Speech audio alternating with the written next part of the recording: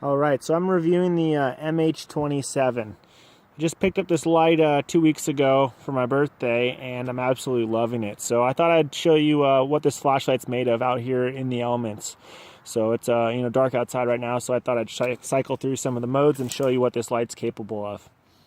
So one of the nice things that I like about this light is the power is on the back on the tail cap. You push it on, push it off, and then you have this plus and minus right here. That's for all the different modes. So right now we're on ultra low, which is 1 lumen, and then we have a medium, which is 55 lumens, and then we have a high, which is 250 lumens, and then we have a turbo, which is 1,000 lumens. So it's a very bright light. Most of the time when I'm out here on the trails and whatnot, I don't have to use that turbo mode, which is 1,000 lumens. Most of the time I'm cycling between the 50, which is this right here, and the 250 right here if I need to see a little bit further in front of me. And when I don't want my eyes to be screwed up at night, I go to the red mode right here. This is really nice because your eyes can adjust to the natural moonlight or just dark outside, and you can actually see a lot of the trail as you just use this red light here.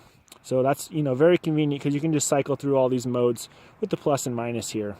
So when you're on the lowest setting, which is ultra low, you can go to the red, the green, and the blue modes. So now I'm going to show you a couple shots of the light distance wise.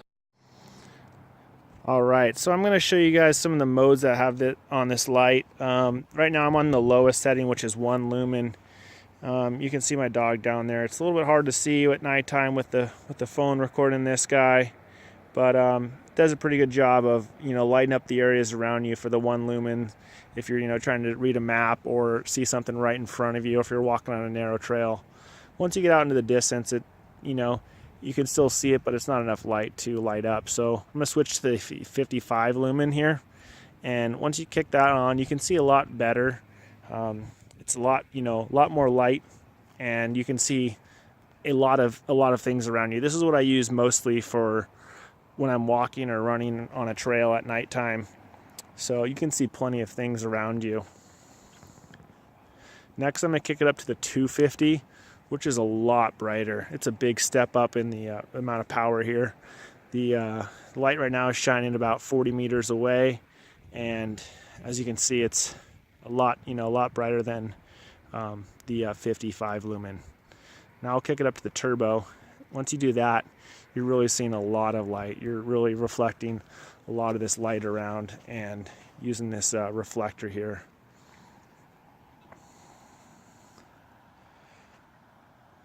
So this has got a really nice throw.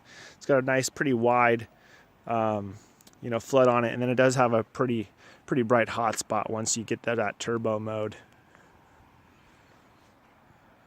All right, here's some video from Joshua Tree. I was exploring some mines, and this light was awesome just because there was so much light needed when we were traveling around through there.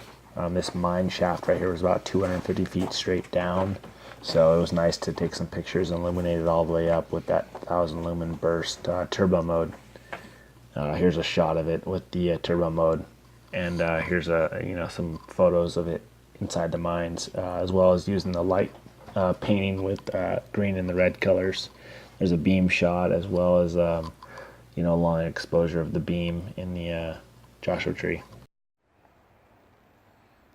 All right, here's a couple more shots of the beam. I'll go all the way up to turbo mode. This is the 1,000 lumens here, and this thing is just insanely bright. Really nice throw. Really bright. You can see forever with this thing. It's way overkill than you actually need on a daily basis. If you're searching for something, it's perfect, but definitely can stick with the 250 lumens, and the reflector on this thing is just amazing. It's got an awesome throw. You can see more than you would ever need to with just the 250 mode. And most of the time I stick with the 55 lumens, which is one of the lower settings. The runtime for this is just insane. I'll put that on the screen for you guys. and then you have your ultra low. And then we have our red here too, which is nice for seeing in the dark. Doesn't hurt your eyes at all. Allows you to come back from turning your light off and then, you know, going back to no light. And then we also have a green mode. And then we have our blue mode. And then there's also a couple other modes. Strobe. Strobe gets pretty intense. And then we have beacon.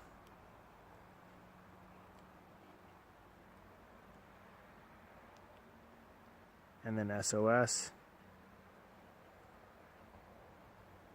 And then we also have a police mode, which is pretty crazy.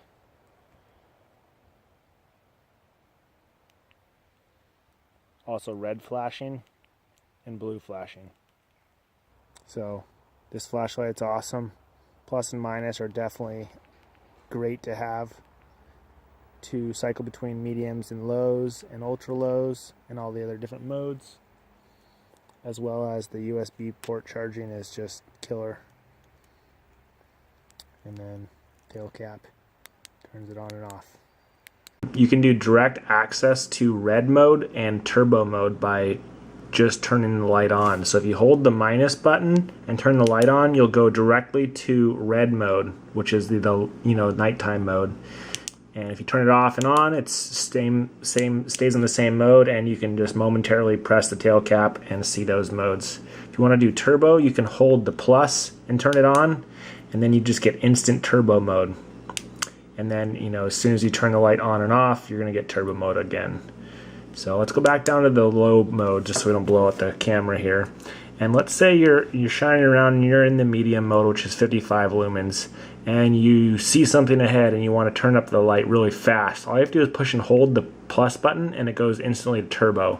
And then, okay, you need to turn the light back down, press and hold the minus, it goes back into the low mode. So that's really cool modes there. And then to go into strobe mode, just push between the two buttons and that'll go directly to strobe. And then you can go cycle through with the plus and minus to beacon and so forth. Those are just a few things I wanted to show you. One more thing that I want to show you guys too is if you want to check it how much battery power this light has, you push both buttons at the same time and then turn the light on. You'll notice that it'll blink 1, 2, 3, and then 1, 2, 3, 4, 5, 6, 7. So it's 3.7 volts, and then it'll flash constantly, and it's a indicator of where the light is. So if you're dark and you're camping, you can leave this on, and I've left it on for about a week and it didn't even drain the battery at all. So it's a pretty cool feature there. All right, so this light comes with a lot of extra things in the bag box actually, and I wanted to show you those. One of them's a belt clip here, which I haven't used yet on the light, and then it also has a replacement for the USB port on the light, so if that does wear out, you can put a new one in there. That's pretty cool. So if the other one wears out, or if you lose it, if it catches on your pocket, that's pretty nice. Also 2 different O-rings for the main base of the light here, and then also the tail cap. So if those do get worn out, you can replace those. Has a micro USB cable with a nice little Nitecore tie on there, so it keeps them organized, which is pretty cool. And then a little lanyard there. And then of course the user manual and warranty cards.